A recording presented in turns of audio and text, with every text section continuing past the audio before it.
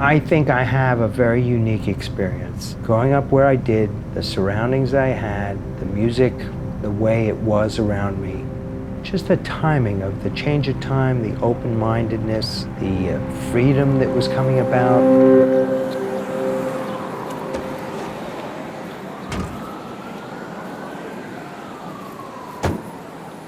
I like to say that I went to Danny Krivit University to get my degree in music. Danny has one of the longest histories for DJs in New York City. And the best part about when you go to one of Danny's parties is it's such an incredible, eclectic group of people. I don't ever feel like I'm the old white lady on the dance floor.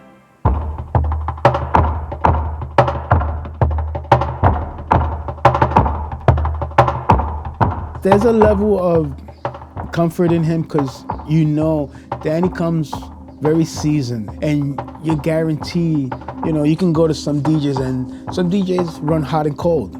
You can go and some DJs, everyone has a bad night. I'm not saying that Danny's never had a bad night, but what I mean is his consistency far exceeds Danny knows how to play for any crowd.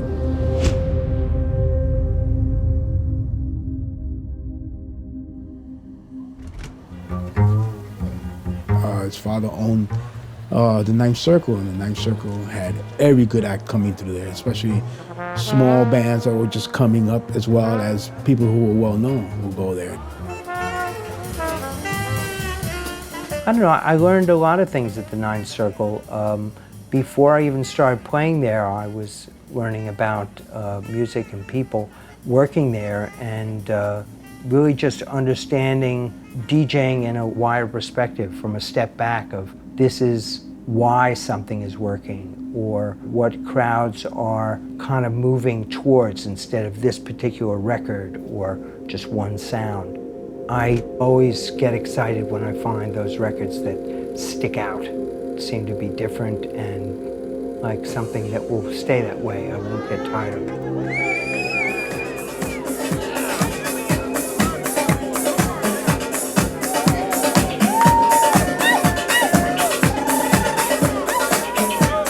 I come from that school where music is talking to you. So subconsciously, without me thinking about it, my whole set is talking to you.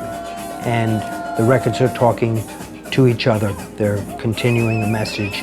It's an old school way of playing. That's the way DJs of my time in the beginning, that's how they played. I think Danny comes from this lineage of DJs that playing music with messages in them, positive messages in them. And I think that's something you hear in interviews when you hear stories about Frankie and Larry and Dave Mancuso. And I think Danny is a direct descendant from that line of thinking. The music keeps us together, definitely. It's a bond, especially now that I'm getting older. Try to teach the younger generation, because they're the ones that'll keep going.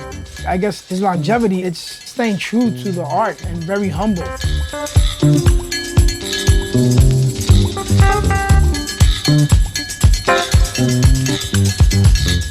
I think my style in general is that I'm really paying attention to the crowd. So I'm on a mission to play what I like and introduce them to things that I like. I take care of their need, and once I have them in that state, then I can maybe push them a little further into what I think they'll end up liking but didn't know it.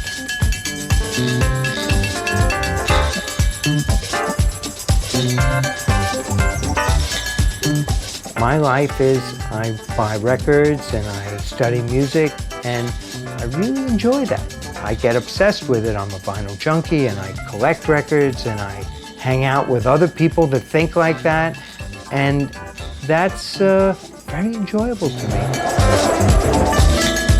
I've never ever seen somebody who's so devoted to music and so passionate and endless dedication, constantly learning music. There's some magic in it. He plays for people, and he plays to make people happy. That's what his number one priority. That's how I feel. It's not about him. It's not about him DJing, showing off his skill, or, hey, I'm a DJ. Danny's taught me a lot in the time that I've worked with him, mostly about being uncompromising about your vision.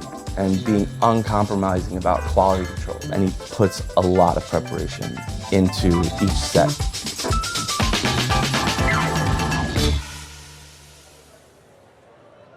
Seven One Eight Sessions is something that New York has that no other city in the world has. The music is presented by one person on a monthly basis with a very specific vision. And if you're a young DJ or a young music lover and you want a New York education, 718 Sessions is the most consistent place to first get that education.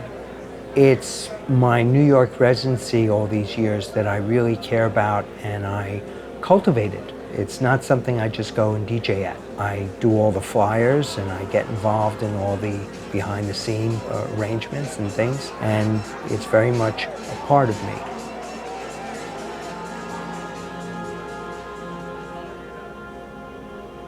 You always get these people that are fighting against the grain. It's a little like in life the way grass grows through the cement. It does anyway. So you always have that. That's why they really call it the underground. These are not the mass of people. I'm not easily satisfied. I'm looking for depth. I'm looking for substance. I have a problem with disposable music. I want something that will stand the test of time. The feelings and experience I've had in clubs all these years, it's just, I'm at my peak of enjoying it.